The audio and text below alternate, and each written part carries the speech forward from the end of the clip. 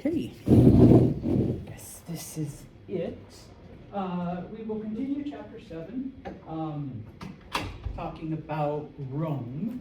And basically on Friday we went through, and I just kind of summarized them on the board, went through the events of the Roman Republic, the founding of Rome, its growth from a village into an independent city-state, and then of course from there, the Romans begin to conquer the rest of Italy. Once they do that, they come into competition with Carthage, and so the two most powerful, I guess, states in the area. Remember, you do need to know the Punic Wars. There was 3 of them, and they happened between Rome and Carthage. Spoiler alert, Rome is victorious, okay? They conquer Carthage, and then from that point on, they do continue their conquering ways. They become a more militaristic society as they go about and, taking up the rest of the Mediterranean. Of course, it is during this space of a couple hundred years, we begin to see the rise of various social problems where members of not just members of the Senate, but remember, it was the wealthy and upper class members of society, the patricians, that begin to manipulate, the Senate so that they are able to gain more and more land, more power, more money, whereas the average people, known as plebeians, they lose their land and they lose their resources and whatnot. And of course, please remember that back then, in order to be able to vote, to be a part of the whole governmental system, required land ownership. So as plebeians lose their land, they also lose their right to vote. And so, no power to change this corrupt system that is continually taking things from them.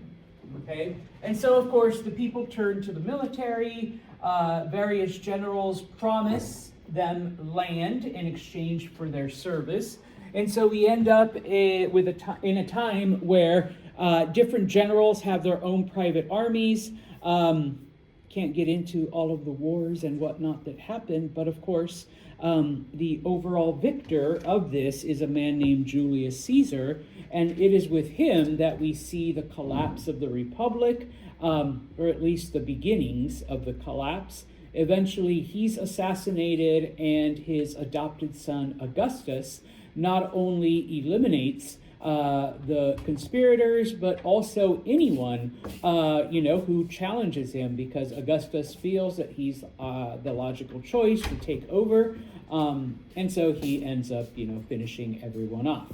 Okay, and it is he becomes known as Caesar Augustus, and of course he becomes the first of the Roman emperors. And so, where's my eraser? Okay, with the formation of the empire, let's get rid of this, because no more republic. Okay, we've switched over to an empire. All right, now. Despite what's written on the board, okay, let's go back one slide. Remember that when this happens, Rome does enter a 200-year era of peace, prosperity, wealth, okay?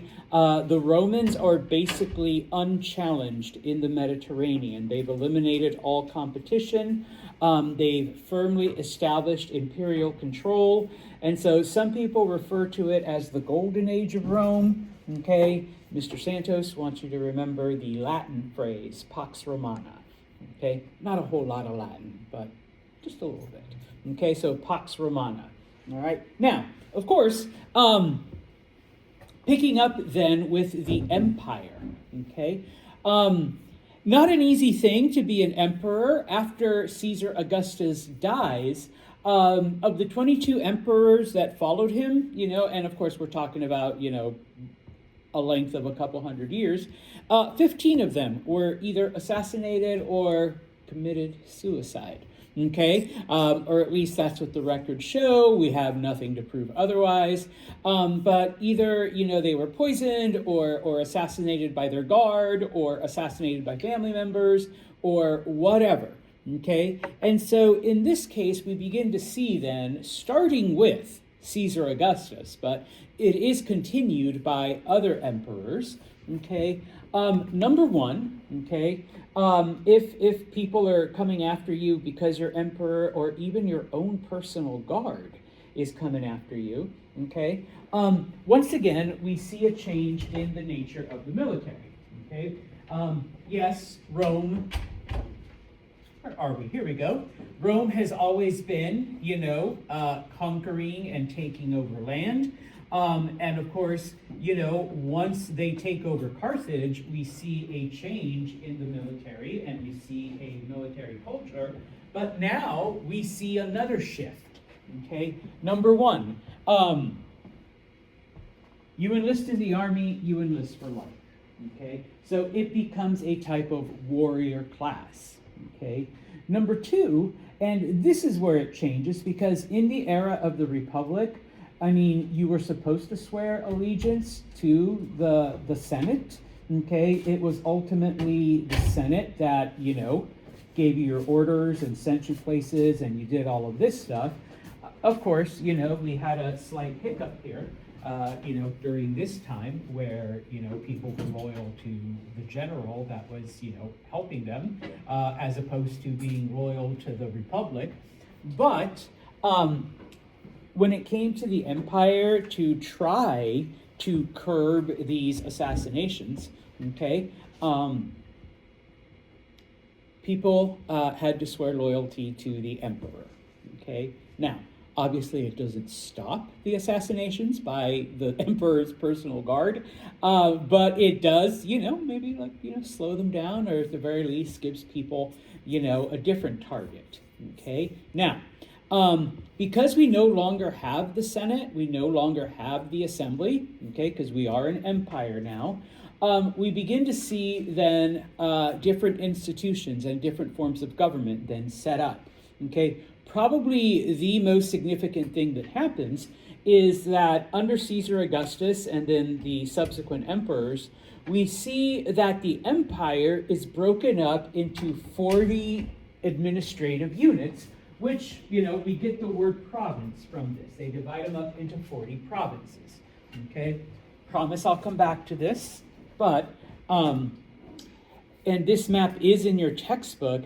Many of the names that were given to the provinces are, in fact, the names that later on became, part of what we know this as. There's Italia, okay, Italy, Sicilia, Sicily, okay, Germania, okay, Germany, Britannia, Britain, okay, and even places like Africa, even though originally it was just this little part right here, okay, it becomes the name of the entire continent. Same thing with Asia, okay, this was known as Asia, eventually it becomes, the entire thing, all right? So the emperor breaks it down into 40 provinces, okay? Now, each of those provinces is governed by a governor, all right? And typically the governor is appointed by the emperor, all right? And it is a Roman, okay, most of the time, okay? And so, I appoint Ivy here as governor, and I send Ivy to Egyptus, okay, the Latin word for Egypt, okay? Ivy is not Egyptian, okay? For the last, 300-400 years, Egypt has been ruled over by the Ptolemy family. But now we're sending a Roman, okay, to govern over Egypt, all right? Ivy's not Egyptian. Ivy doesn't understand, traditions and all the things that they do, okay? And so each governor was allowed to govern their province in the best way they saw fit, okay? As long as, they reported back to the emperor, as long as they were loyal to the emperor, that's it. That's the only person they had to answer to. And so many times the governors would enlist the help of local people, okay, to, give them advice. And so in this example, Ivy would, take on some Egyptians as her advisory council, and they would give advice. They would give, help in the various ways that, you need to deal with the Egyptian people. Now, on occasion, okay, governors would either assign their slaves or people who were recently freed, or they would free them and then give them positions in the government, okay? And so this way, it would guarantee their loyalty, all right? Because who's the one that freed you, and who's the one who took you from being a slave to now being on the governor's advisory council, and so now you wield all kinds of power, all right? And so, going from province to province, you would always find like different methods of governing. Okay, because once again, each governor was free to carry out their duties however they saw fit, but in the end, they all had to answer to the emperor. Okay, now, the other thing that we see, and this is lifted almost, in the way that the Persians, and then, before them, not the Mesopotamians, it was the Persians, I apologize. The way the Persians had established tax collection, it's not the government who is actually doing it, but there are private companies, okay, who go out and collect taxes from the people, and of course, they're a bit more flexible because if Shane doesn't have gold or silver, he could give like 10 goats and 5 chickens, and so, then our tax collector here calculates how much that is. We send the appropriate treasure to the governor, okay, and of course keeping a slight cut for myself, because he did all the work. All right, and then, there you go. And so when people complain about taxes, governor could say, it's not me raising taxes. The emperor could say, it's not me raising taxes. Look at the tax collector. They're the ones that are taking your money. Okay? And so similar to what the Persians did is you begin to absolve yourself just a little bit of it. Okay? But, of course, it did make tax collection a bit more efficient for the government by privatizing it. Okay? And so once again, the map of the 40 different provinces, no, you don't have to remember them, okay? But who knows, all right? But anyways, okay? Now, the empire, okay? Because honestly, it is, these 200 years of peace, okay? The empire is prosperous. The empire is successful. The empire is doing great, which means that the citizens, okay, are doing great as well, okay? Most of the settlements, because Rome was huge, okay? They surrounded the Mediterranean. They went into all kinds of areas, okay? Most of the settlements were in what they called the core, okay? Obviously Italy, because that's where it all started, okay? Once they took Spain from Carthage and then expanded those settlements, they realized that this is very fertile land. This is very, prosperous land. You can grow so many things here, okay? So a lot of people moved, all right, to that area. When we talk about Africa, okay, in this context, yes, we are talking about the province of Africa, but remember when we think of it today, okay, especially Egypt, because throughout history, because of the Nile River, Egypt has been, the provider of all kinds of, food and wheat and rye and, all kinds of things, okay? Now, in addition, what today we refer to as Turkey, Anatolia, not so much because of the farmland, but remember, throughout history, Anatolia has been a place of mining. So all kinds of metals were able to be taken from there, and people were able to make money mining. Okay, so people are settling. we have all kinds of cities being built, okay? I'm just going to draw a big ass square because I can't draw, okay? But number one, the cities were all walled, okay? Because, you know, yes, we're in the middle of the Golden Age. Yes, Rome is at peace and all of that good stuff. But you never know, okay? You should always be ready, okay? All of the streets and all of the roads were always built at right angles, okay? We will talk about why in a minute, okay? Now, each of these cities, okay, had a forum in the middle, okay? A forum was basically an assembly place. That's where the markets were. In the olden days of the Republic, that's where people went to discuss politics, and on occasion, it would be where people went to cast their votes and whatnot.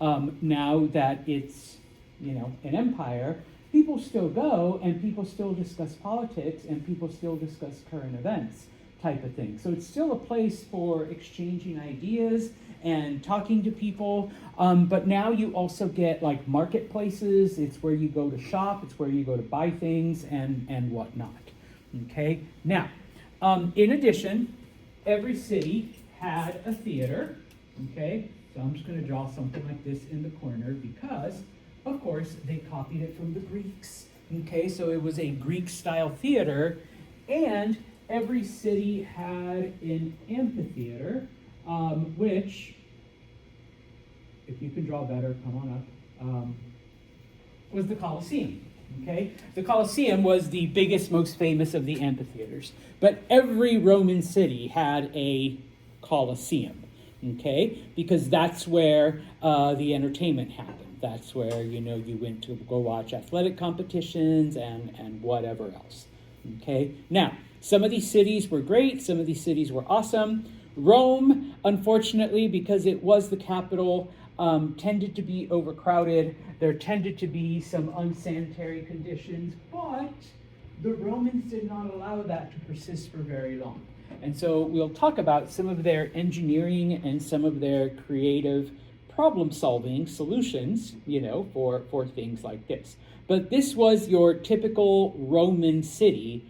And once again, during the Golden Age, okay, they sprung up pretty much, you know, throughout Spain, southern France, all through Italy, okay, Egypt, North Africa, and of course in Asia Minor or in modern-day Turkey, okay? Now,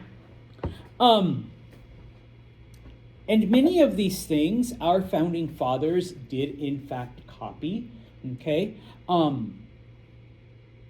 Number one, obviously the idea of a republic, which is what we are today, okay?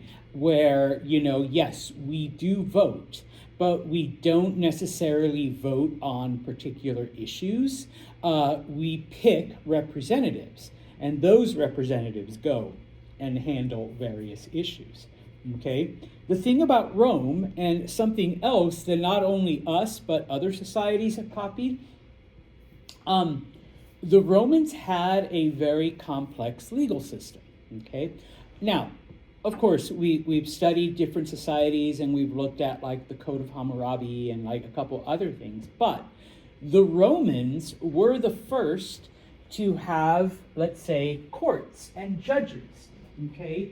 Because in some of the other societies, it was the king or one of the governors, and if we're talking about like Persia, one of the satraps, who sat and listened to the cases and then decided, okay?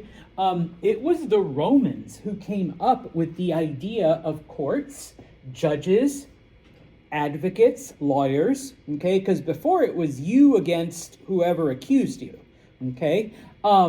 And then, you know, later on, the whole idea of a jury, okay, people, you know, kind of weighing in on what it is that you did and if you're actually guilty. So many of our modern legal traditions actually originate with the Romans, okay?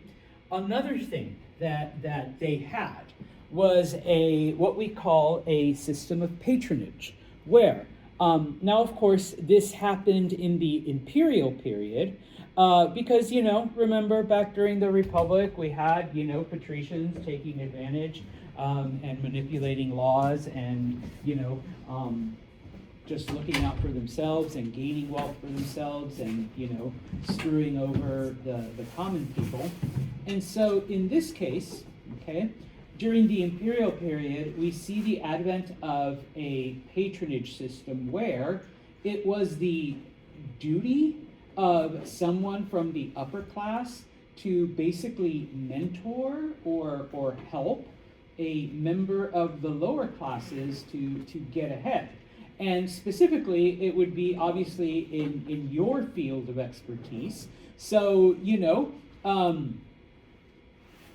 if you were a successful businessman, then you would tutor, all right, someone of the lower class to also learn business, okay? If you were a wealthy landowner who grew, different crops, then you took someone under your guidance, okay, and you taught them the principles of farming and all of this other stuff.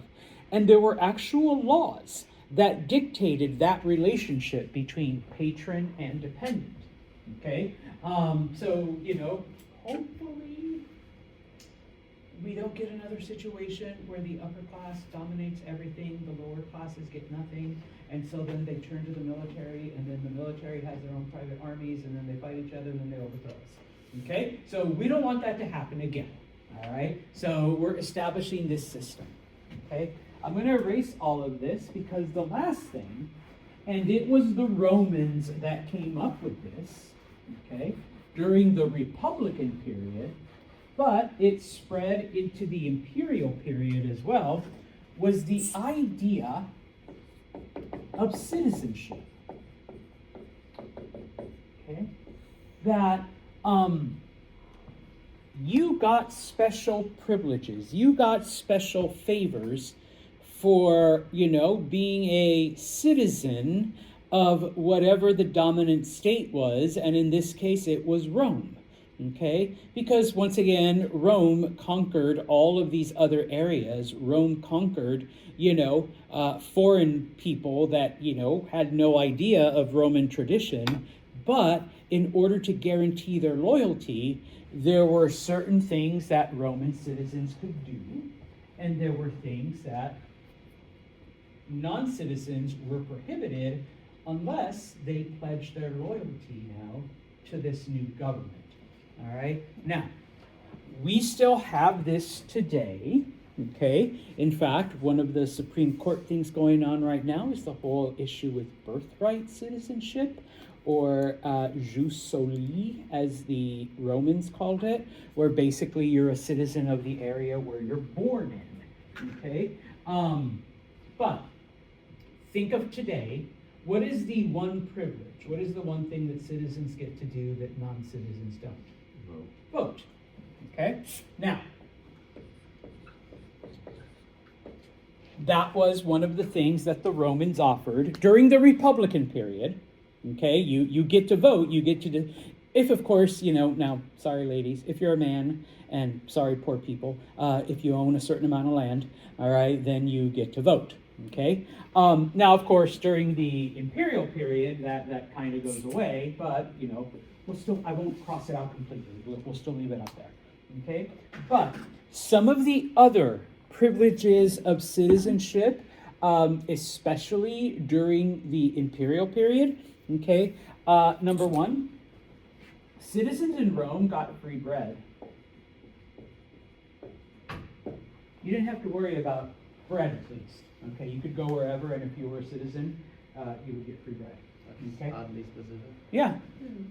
Just bread, though. Like other stuff you had to actually buy. All right? But bread was free.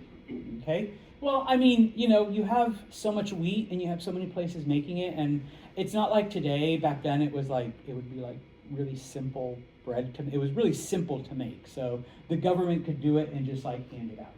Okay? Now,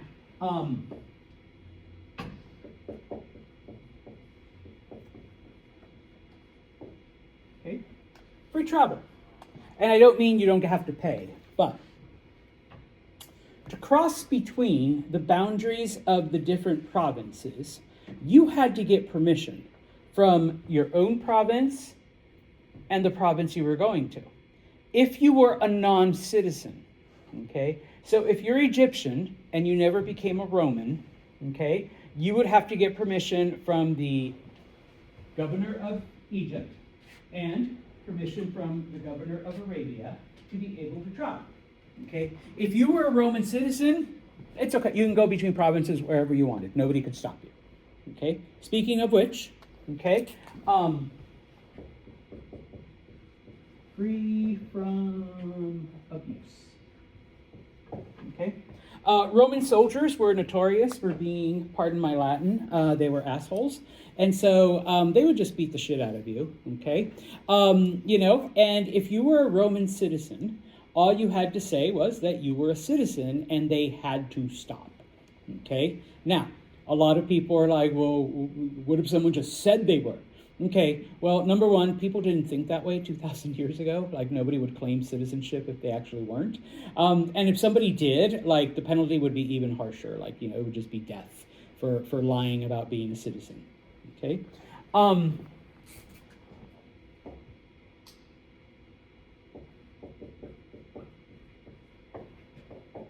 If you were arrested and for something, and then you were convicted in court, because remember, we have a complex court system, okay? If you were a Roman citizen, you could appeal that decision, all right? You had the right of appeal. Non-citizens did not, okay? So, sorry, Zan, you're sentenced to death. Boom, all right? Off to the, well, the Roman method of execution was crucifixion for everyone, not just for Jesus's. Okay, everybody was crucified. All right.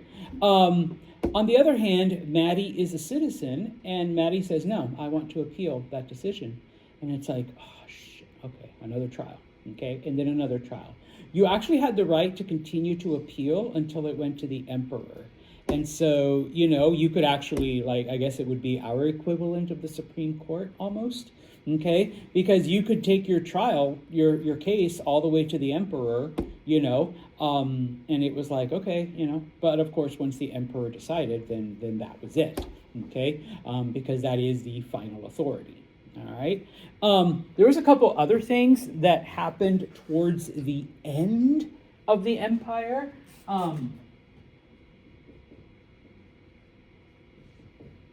Free oil, okay, now. You have to remember 2,000 years ago, okay, what was oil used for? Lighting, yes. That's how you saw things at night. You had your little lamp and it had oil and you lit the flame and boom, okay? So think about, you know, I guess today, the government pays your national grid bill, okay? And then finally, free entertainment.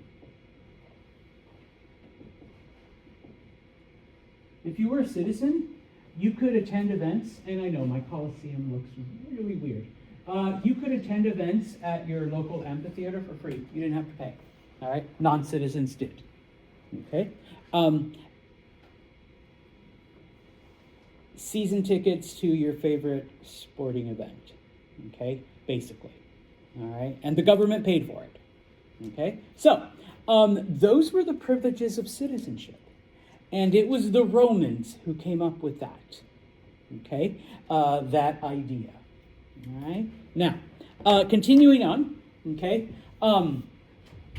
because of the landscape, because of the growth of the empire, all right, we see the expansion of agriculture, okay? The three places where most of the food for the empire grew were Africa, Spain, and France, okay? So in those areas, and once again, when we talk about Africa, we're including Egypt and, you know, all of northern Africa, because the land was pretty fertile, okay? Now, here's another thing that the Romans took from the Greeks. Now, not to say that the Romans did not have slavery before, because as we've talked about, slavery has been a part of human history since the very beginning.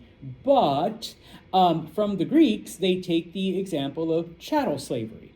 All right, the idea that you are buying people specifically for the purpose of doing all of the work that needs to get done.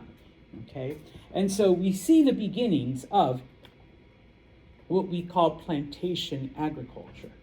Okay, because, all right, for most of human history, and even here in the US up until like 100 years ago and stuff, if you were a farmer, you were a farmer because you didn't want to die. You grew food because that's how your family lived. Okay, but the Romans come up with that idea of plantation agriculture, where we have Roman citizen Zan here, who has all kinds of land in, let's say, southern France, and he grows thousands of acres of grapes. Just grapes. Okay? Is it because Zan really, really loves grapes and that's what his family's going to eat 3 meals a day constantly? No. What is he going to do with those grapes? Turn them into wine. And then what is he going to do with that wine? Is his family just going to be like shit-faced like all the time? Yeah, maybe. Okay? Zan's like, you don't know my cousins. All right? But what's he going to do with all that wine? Sell it. Yes. And that's how he's going to make his money. And with that money, then he'll buy food and he'll buy I don't know, mules and, whatever else Roman people bought, to make their lives comfortable, okay? And so in this case, we begin to see the publication, or at least, on very basic writing, how to, hey, do you want to be a wine person? Then read this parchment by Zan, okay? And it had ideas, like, hey, did you just inherit a lot of land, or were you just given a lot of land because you helped General so and so conquer half of France? Well, you can plant I wanted to combine wheat and grapes. Wheat, grapes, olives, cattle, sheep. Whatever kind of farm, you can do this. Now, if all of the food, let me go back to the map, is being grown in Spain, okay, and in France, and in parts of Africa, and we'll just say Egypt for lack of a better imagination on my part, how are you going to get it to the other parts of the empire where you don't have that and where most of the people live? Okay, well, we'll talk about this in a minute, okay? The Romans were some of the greatest engineers in history, if not the greatest, okay? And their roads, they built an impressive road system, even better than what the Persians did. They improved on what the Persians did and the Royal Road, okay? And we'll talk about this because not only were they paved, whereas the Persian roads initially were not, Roman roads were paved. They also had different access areas. They had markers that could tell you how far you've gone and how much further you have to go, okay? The Romans published, they called them itineraries, all right, or at least the Latin word for that, but itinerary is what we, is the English form of it, where basically it gave you a list of cities and how far they were along this road, so you can start planning. Hey, Zan's got all this delicious wine. He needs to get it to other parts of the empire. So how are we going to transport that wine from France into Italy, into Turkey, into, Palestine and whatnot? Okay. The Romans also had basically the world's, in the ancient world, the largest mining operations. Okay, copper, tin, silver, gold, most of it coming out of Turkey, but of course there were other areas throughout the empire, okay, and just because of their sheer size, at the time they had the largest currency system, okay, that was basically used pretty much everywhere, okay. Now, I guess I could have gone to this one. This is this shows the extent of Roman roads. This is also in your textbook. And so the red lines are the major roads, okay? Of course, we can't fit in all of the minor roads that were through here, but you could basically go from Egypt, okay, all the way to northern Britannia strictly on road. Well, except for the English Channel, you had to take a boat. But, you could pretty much stay on a road and be able to transport wheat all the way from Egypt into, the city of Londinium, okay, type of thing. Now, this map also shows the primary product that came out of those areas. So, fishing, grapes, okay, for wine, okay. Over here you have mining, so you have the different metals that were mined out of Turkey and whatnot, okay. Now, as I said, the Romans were probably the greatest engineers in history, okay? And one of the things I am going to ask you is, give some examples of their engineering feats, okay?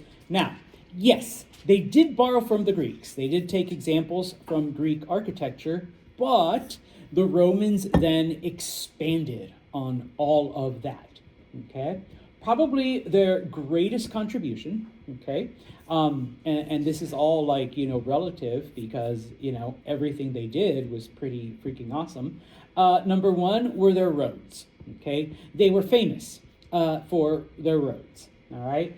Like I said, they were the first to pave them, okay? The concept of a paved road, all right? Because even the royal road of Darius was not paved, okay? It was leveled out, it was compacted, it was made so that it would stay and it was maintained by the government, but it was the Romans that come up with the concept of paving. And not only that, since we're paving and since we're engineering and since we're doing all of this stuff, Roman roads were slanted so that the weather, did not affect them, so that the water would naturally glide to the edges and the center of the road would remain, bless you, as dry as possible, okay? Aqueducts, okay? Yes, the Persians were the first to come up with those, okay? But whereas Persian aqueducts carried water, 10, 20, 50 miles, okay, Roman aqueducts carried them for hundreds, okay? So they, once again, took the technology and improved on it, okay? Part of it was taking the idea of an arch, and I'll show you in a minute how that came about, all right? But what the Romans also did is that as they built new cities in various parts of the empire, they also constructed pools or holding tanks underneath the city for all of the water that was coming in on the aqueducts. And so it was readily available for Roman citizens, and for many of the wealthy, okay, they actually had water going into their homes. So 2,000 years ago, wealthy Romans had running water, okay? Bless you, okay? And some of the, bless you again, one of the most impressive things, I was in Italy back in 2009, and there are fountains, because some of those pools led directly to fountains, and they sprayed water out, and that's how the Romans got their water in the middle of the city. Okay, they just went to a fountain and drank or filled their cups or whatever. You can still do that today. It wasn't a Stanley, I forget what I used in 2009, but I would fill up my water bottle, and I'm like, this is actually pretty good. I didn't get sick. Okay, so using a 2,000-year-old water system, okay, you're still able to take drinks, and have water brought to you in the middle of Rome. Okay, like I said, the Romans perfected the concept of the arch, and I'll show you some diagrams in a minute. And finally, probably, one of their greatest contributions, if you don't agree with roads or aqueducts, it was the Romans who invented concrete, modern concrete, the concrete that we use today. Okay, with very little changes, all right, it's still the same formula that the Romans used 2,000 years ago. Okay, so. Is that what they used to pave the roads? No, What did they pave the roads with? stones, level, Just smooth like cobblestone. stones. Hmm. Okay. Yeah. No, the concrete was used to actually build buildings, type of thing. Okay. Actually, I'm lying to you, kind of. They also used it to build bridges and other like platforms that went out into the water, because part of the reason why it was important is because it was water resistant. Like it could exist in water, and not be like worn away type of thing. So many of the old bridges, and of course many like of the docks that they built were made out of concrete and still there. Okay, the only one that I can name is the Ponte Vecchio, which is in Florence. That it's almost 2,000 years old and it's still there. Okay. Now the reason why a lot of them, just fun fact, the reason why a lot of them aren't there anymore is because World War II. The Germans and us, and the British bombed a lot of the bridges, and so yeah. But anyways, okay. So actually, here you go. All right, you don't need to copy this because I just put a lot of shit there. But this kind of shows what the Romans did, and it wasn't just paving, but digging and compacting soil and adding different things so that it maintained the road, so it wouldn't fall apart, so it wouldn't erode. And then at the very top, you had paving stones. Okay, now, one of the things that the Romans came up with, and I know to us it may seem like, they realized that they wanted to save this for the military and for commerce, but what about for the average person? Okay, they came up with the idea of putting this along the sides so that if you were just walking without anything else, all right, you can just walk along the side of the road, okay, not having to walk in the middle of it. All right, where wagons and horses and like other things could, run you over. Okay, and I don't know what happened there. I promise I made it really, really big. But I guess if you look at the slides, okay, that looks like shit. I seriously don't know what happened. Come here. All right, let's make you bigger. Okay. This is a preserved road. This is actually in Pompeii, because everything was preserved. But you can see how the road, and then of course the concept of a sidewalk along the side, which is something that the Romans came up with. This is in Britain, and so many of the roads are still there even after 2,000 years, It's preserved as an archaeological site, so that's why it looks the way it does. But in many parts of Europe, many of the roads, there it is, many of the roads, they're no longer there, but modern highways have been built in the area that the Roman roads existed. Okay? And let's see, really quick. All right, so... and then once again, a map of basically the Roman roads and their extent throughout the entire empire.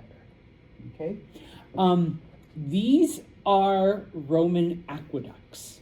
Okay, because they had to go much farther than Persian aqueducts and others. They were built on arches, and the Romans would do it so that it brought water into various cities.